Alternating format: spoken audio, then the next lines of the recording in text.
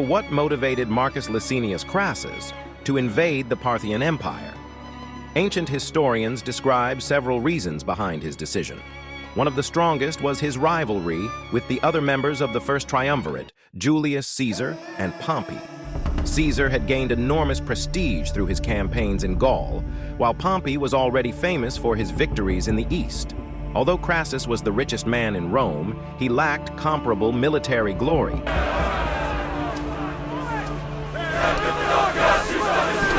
And ancient sources suggest that envy of their achievements pushed him to seek a spectacular victory of his own.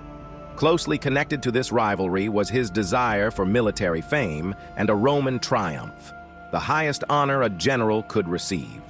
Conquering a powerful Eastern empire could elevate his reputation and strengthen his political standing in Rome. Despite his immense wealth, some accounts also suggest that Crassus imagined a much larger Eastern campaign, possibly continuing beyond Mesopotamia in the tradition of great conquerors like Alexander the Great. More broadly, historians portray him as driven by ambition and the desire to prove himself equal to Rome's greatest leaders. At the same time, ancient sources emphasize that the campaign lacked a convincing justification. The Parthians had not attacked Rome, and the invasion was not a defensive war. The only formal argument was that Rome controlled Syria and could expand its influence beyond the Euphrates, but this explanation was weak and controversial. The expedition was so disputed in Rome that attempts were even made to stop Crassus. A tribune tried to stop him, and another Roman publicly pronounced ritual curses upon the campaign. Ancient sources explain which states were aligned with Rome, which were aligned with Parthia, and how these relationships influenced the campaign. The most important sources discussing these diplomatic circumstances are Plutarch and Cassius Dio that provide insight into the political alliances and rivalries that existed at the time of the expedition. At the time of the campaign, the Parthian throne was held by Orodes II. His rule was not entirely secure because he had recently taken power after internal struggles within the Parthian royal family. Nevertheless, by the time Crassus began his expedition, Orodes had consolidated his authority sufficiently to organize resistance against Rome.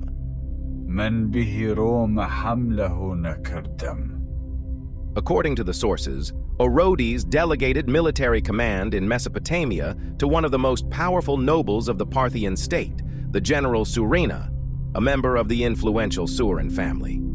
The Suren clan was one of the great aristocratic houses of the Parthian Empire and traditionally played a major role in installing and supporting Parthian kings. One of the most important regional powers involved in the diplomatic situation was the Kingdom of Armenia under Artavasdes II. Armenia was strategically located between Rome and Parthia and often acted as a buffer state between the two empires. The diplomatic relations between Armenia and Parthia soon shifted as a result of Roman decisions. According to the ancient historians, Orodes II personally led a campaign into Armenia to pressure Artavasdes. This diplomatic and military maneuver resulted in Armenia aligning itself more closely with Parthia. The sources even describe a symbolic political alliance being established when Orodes II arranged the marriage of his son Pacorus I to the sister of Artavasdes II. This marriage strengthened the relationship between the Parthian royal house and the Armenian monarchy and ensured Armenian neutrality or even cooperation with Parthia during the Roman invasion. Another diplomatic element mentioned by the historians concerns the role of local guides and intermediaries in Mesopotamia. A figure named Ariamnes, sometimes identified as a local Arab or regional leader associated with the kingdom of Osroene, is described by Plutarch as having offered assistance to Crassus. He presented himself as a loyal ally of Rome and offered to guide the Roman army through the desert routes toward Parthian territory. According to the ancient narrative, Ariamnes later proved unreliable and may have deliberately misled the Roman army into unfavorable terrain, contributing to the difficult conditions the Romans encountered during the campaign. The broader political environment also reflected the balance of power between Rome and Parthia during this period. Rome had expanded significantly in the eastern Mediterranean during the previous decades, particularly under Pompey's campaigns,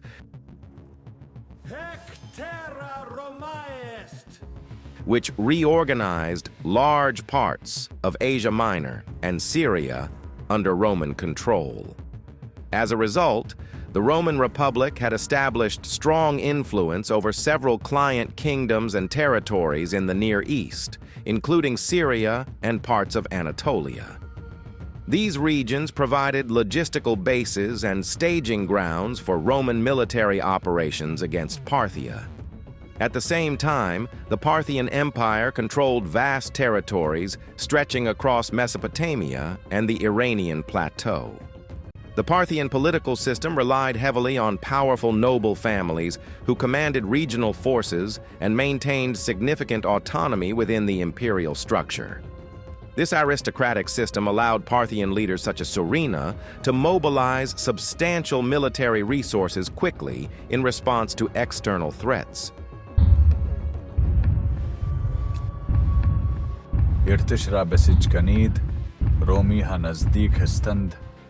The diplomatic landscape before the invasion in 53 BC therefore consisted of a complex network of alliances and shifting loyalties.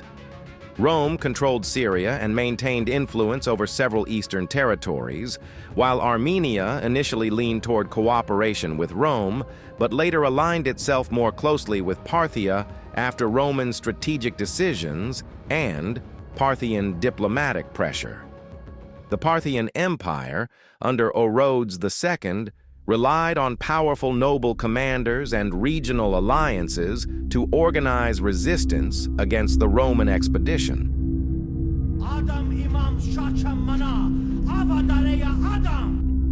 These diplomatic conditions formed the political context in which the Roman army of Crassus advanced eastward. The battle took place near the Mesopotamian city of Carrhae, modern Harran in present-day Turkey. According to Plutarch, the Roman army marched across the open plains of Mesopotamia, where the terrain favored mobile cavalry forces rather than heavy infantry formations. Auspice motum in longínquo video.